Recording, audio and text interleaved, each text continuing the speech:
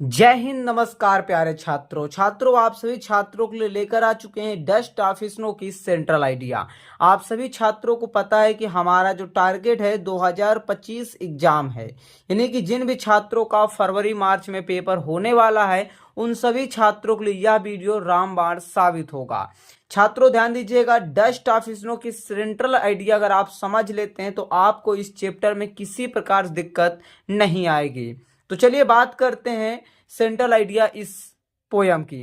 देखिए, आपको बता दें जितने भी पोयम आपके चैप्टर में दिए गए हैं उन सभी पोयम के नाम और उनके राइटर यानी कि उनके जितने भी पोएट हैं, पोएट के नाम आपको क्या कर लेना है, याद कर लेना है।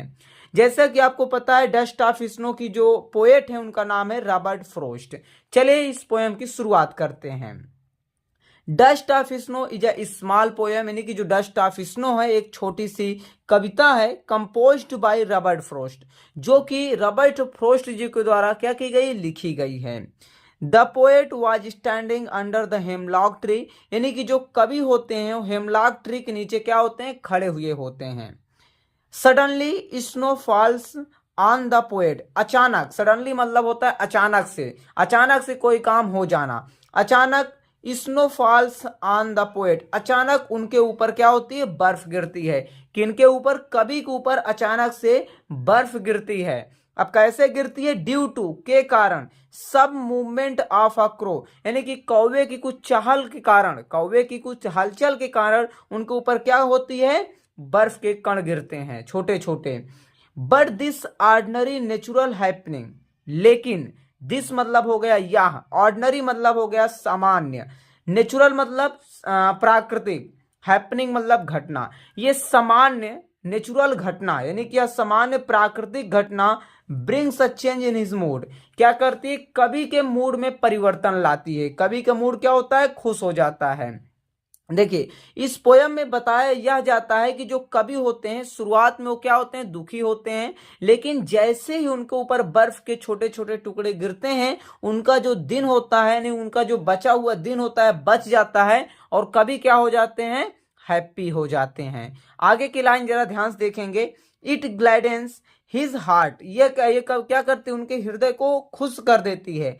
ग्लाइडेंस मतलब होता है किसी चीज को, यानी कि प्रसन्न हो जाना, कोई चीज प्रसन्न हो जाती है। जैसे इट ग्लाइडेंस हिज हार्ट, ये क्या करती है, यानी कि जो छोटी सी ये असाधारण घटना थी, इट ग्लाइडेंस मतलब ये क्या करती है, उनके हृदय को खुश कर देती है।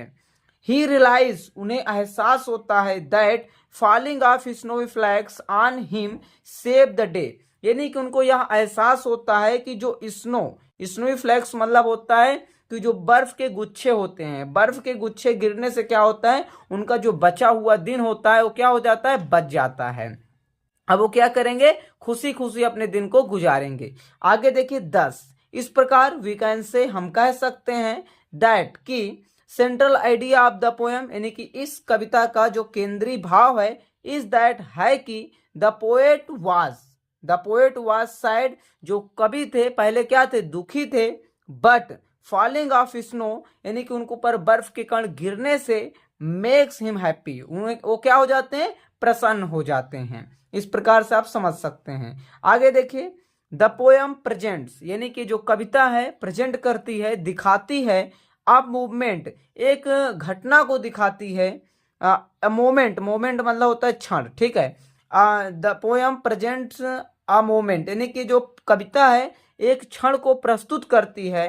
दैट की इज वेरी सिंपल, यानी कि जो कि बहुत ही साधारण है, बहुत ही क्या है, साधारण है। But has a larger significance, लेकिन ये अपने आप में बहुत बड़ा महत्व रखती है। सिग्निफिकेंस मतलब होता है क्या, महत्व। यानी कि अब देखिए, जैसे मान लीजिए आप ये समझिए कि आप कहीं जा रहे होते हैं और आपका दिन बहुत ही खराब तरीके से गुजर रहा होता है, और मान लीजिए आपके ऊपर बर्फ के छोटे छोटे टुकड़े गिर जाते हैं और अगर आप खुश हो जाते हैं, इसका मतलब आप क्या समझते हैं, यानी कि छोटी सी घटना है लेकिन आपका जो दिन है कितना अच्छे से गुजर जाता है। कवि यही कहना चाहते हैं बस इस कविता में। और इस कविता में आपसे प्रश्न कई बार पूछे जाते हैं, जो कि हम पहले भी एक वीडियो में आप सभी को ये जो यानी कि हम कवर करा चुके हैं, तो आप लोग उस वीडियो को भी देख लीजिएगा। और अगर आपको ये वीडियो अच्छा लगा है तो इस वीडियो को अपने दोस्तों के पास शेयर जरूर करिएगा। और central idea dust of snow की आपको कैसी लगी? देखिए, अगर आपके कुछ लोग क्या करते हैं, अगर आपके यानी कि पेपर में आती है तो भी आप इसे समझ लीजिए, नहीं आती तो भी समझ लीजिए। ऐसा क्यों? क्योंकि इससे आपको पूरा चैप्टर आसानी से समझ में आ जाएगा। धन्यवाद।